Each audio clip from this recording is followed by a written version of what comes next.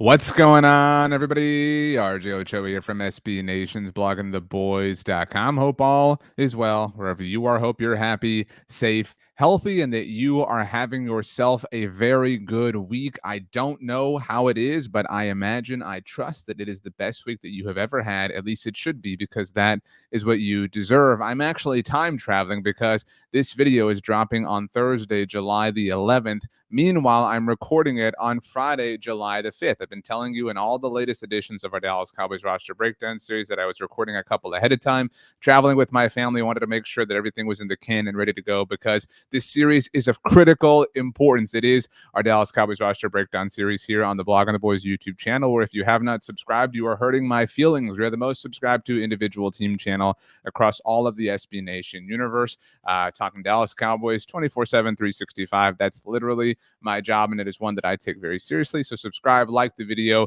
turn on notifications, leave a comment. All those things make me very happy. Speaking of me, you can follow me on Twitter, Instagram, or Threads at RJ Ochoa, or on TikTok at rj.ochoa. Email is rj.ochoa@sbnation.com if that is more your speed, or as mentioned, you can leave a comment down below, and I'll do my very best to get to those. All right, so if you're new around here, somehow, some way, maybe the YouTube algorithm put us in your suggested feed or whatever it's called. I have been breaking down the Dallas Cowboys roster piece by piece, position by position for the last few weeks. Today, we wrap up our defensive discussion with the Dallas Cowboys safeties. In the description down below, I have put individual links to each and every position group. And every video, we go through the roster, all the names, what you need to know, kind of set the stage, obviously, as we get ready for training camp, which is starting in about 2 weeks' time. That is very, very, very exciting. Now, in addition to the roster breakdown series, I, of course, discuss all things relative to the Cowboys. And even though I'm shooting this ahead of time, you can rest assured, that if something big happens, I will have something for you available at bloggingtheboys.com and here on the Blog on the Boys YouTube channel. Speaking of, I've also written about each and every single one of these positions throughout the roster breakdown series. I've linked to those as well in the description down below, so you can read it at bloggingtheboys.com if that makes you happy. So without being said, I think the term I was looking for is without further ado, let's get to it. Here are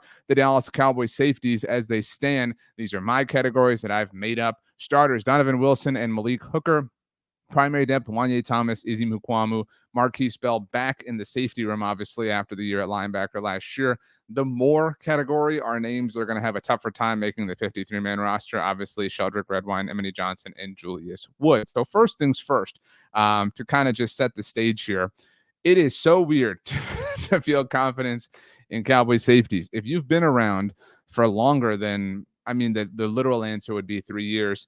I think about there's a great, the NFL used to have all these top 10 shows that were awesome, like counting down the top 10 this, the top 10 that, whatever.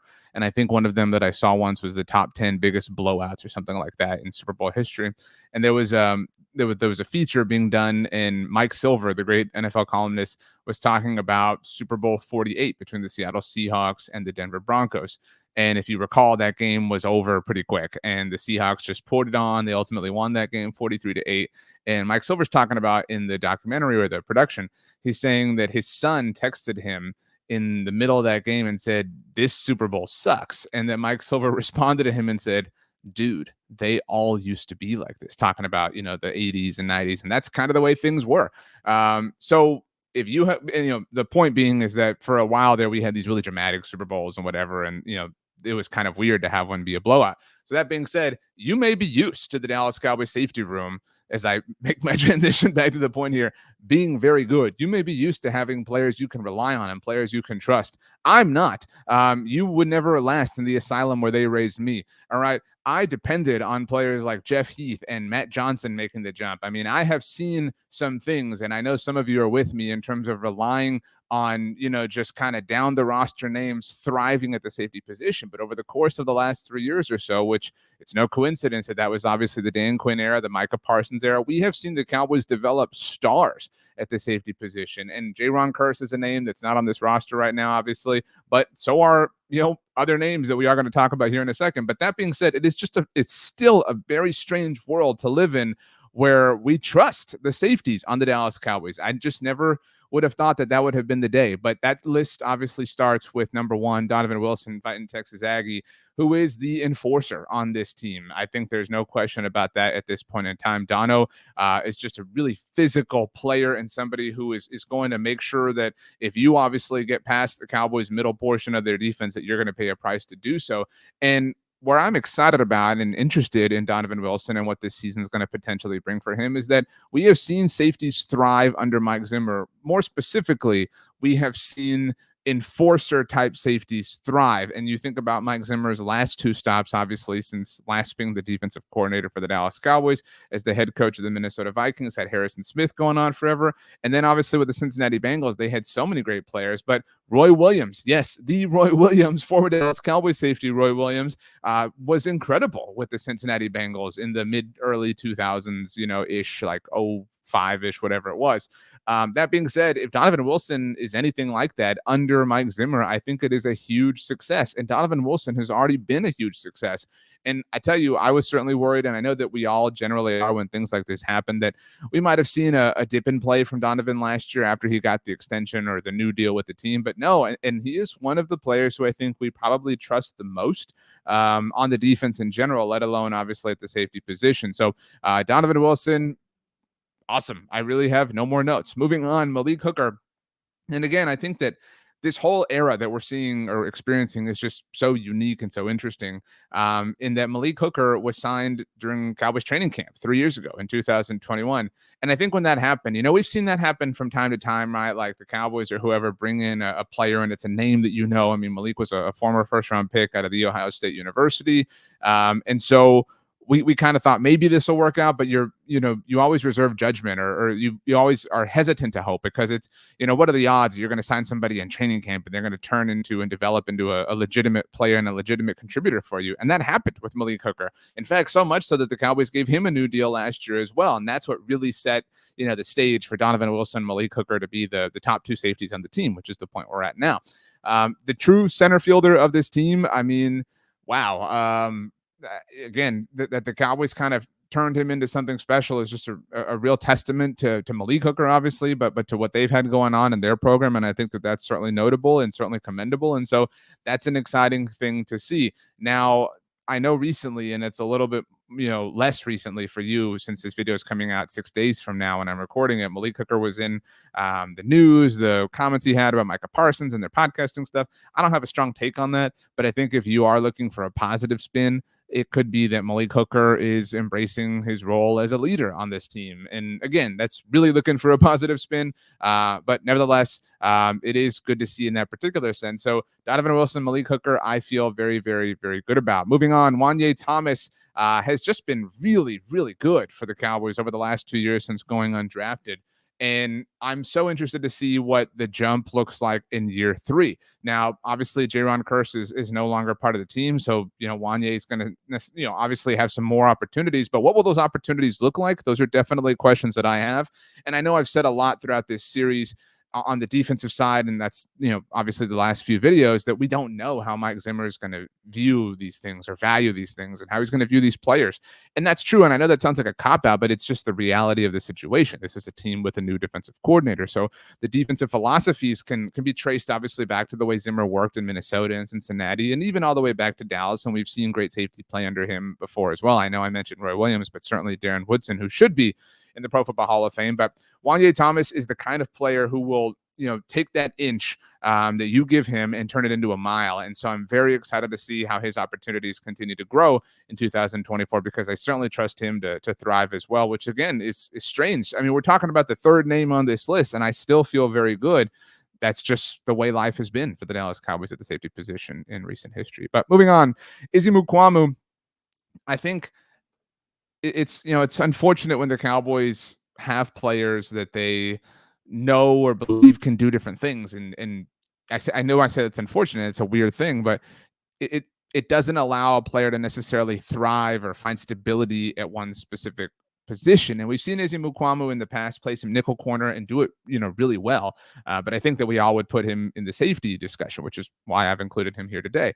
Now, fourth safety on the team, what kind of opportunities does that yield? I don't know. We've seen him make some incredible plays in training camp before, and he's there's no question he's an athlete, and finding a way to utilize that athleticism is a sign of great coaching, which is why we've seen the Cowboys obviously deploy him in different ways, in different facets over the course of the last few years. But Izzy Mukuamu, I don't know how he factors into this whole conversation. Again, back to the Mike Zimmer of it all. How is he going to utilize him?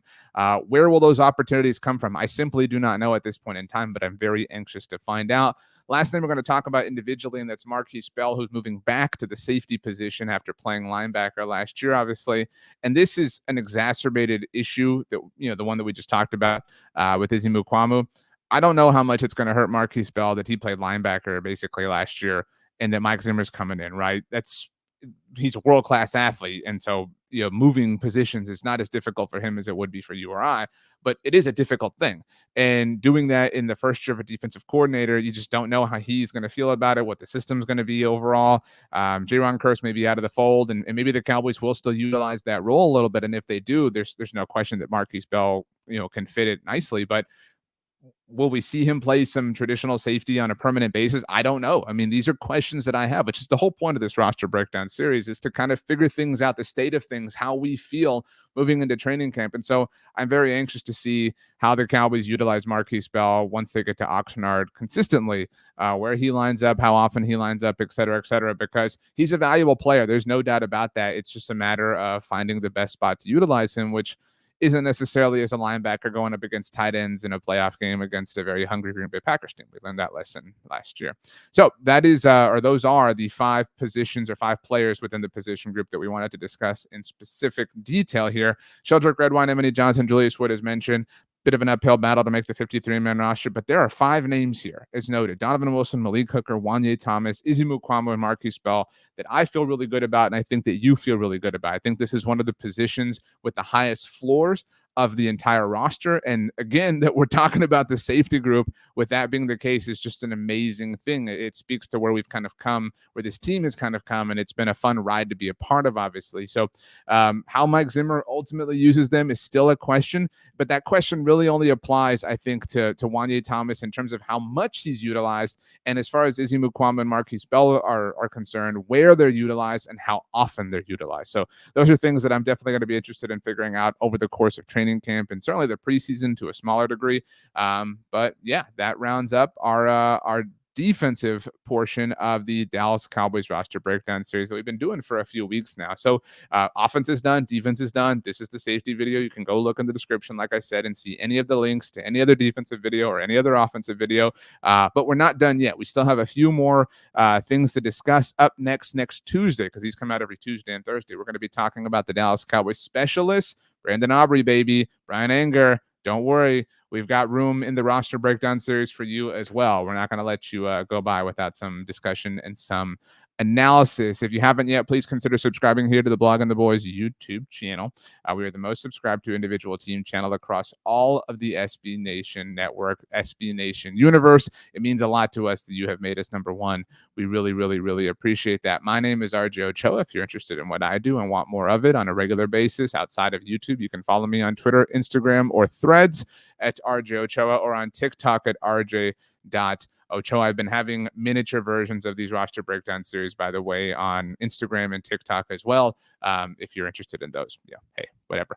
You can also email me, rj.ochoa@sbnation.com, if that is more your speed. I hope you have a wonderful day, and I cannot wait to see you soon enough. And yeah, with all that being said, let's get out of here. Thanks so much for hanging out, everybody. See you next time.